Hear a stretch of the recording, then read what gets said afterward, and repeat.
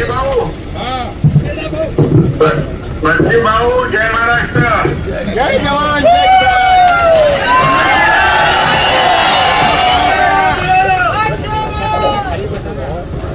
बच्चे भावांचा विजय असो.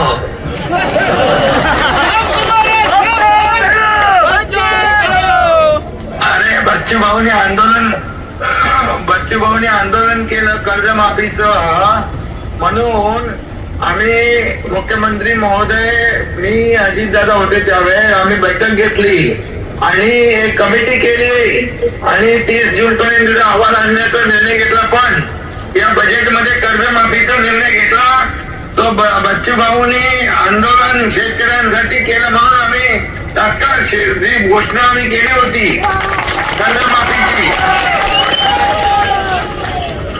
कर्जमाफीची घोषणा जी केली होती, वचन दिलं होतं निवडणूक पूर्व काळात, निवडणुकीच्या वेळेस ते आम्ही पूर्ण केलं. याचं श्रेय देखील बच्चू भाऊला जात आहे.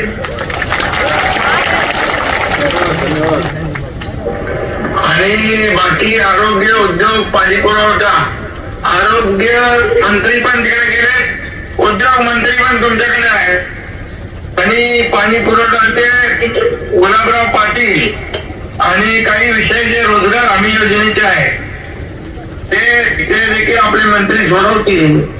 स्कायवॉकचा विषय आहे, मेळघाटचा विकास आहे आणि मी स्वतः मुख्यमंत्री महोदयांना देखील या बाबतीमध्ये सांगतो आणि याच्यामध्ये मी स्वतः पाठपुरावा करून मुख्यमंत्री महोदयांकडून आपण जे जे काही विषय आहेत, उरतील काही विषय पॉलिसी मॅटर आहे ते आपण सोडवण्यासाठी सगळे प्रयत्न करू. पूर्ण टीम तुमच्या मताशी सहमत आहे.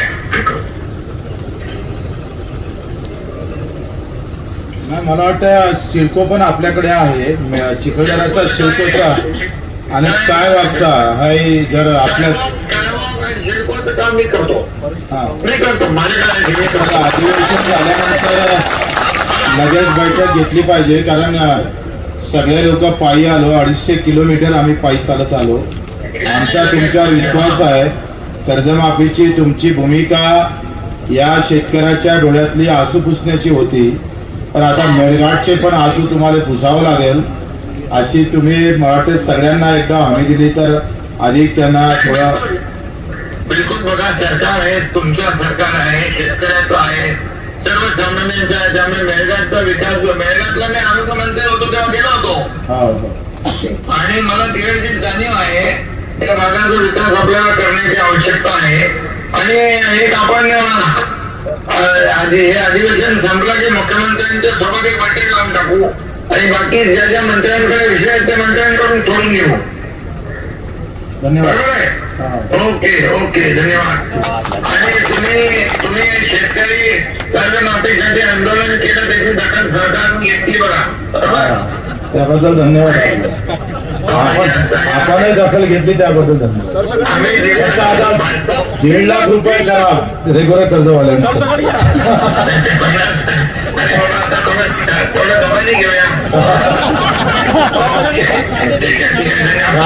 कायद्याचा पण विषय होता, पण पुढच्या बैठकीत घेऊ. पुढच्या बैठकीत घेऊ आपण. Okay, thank you.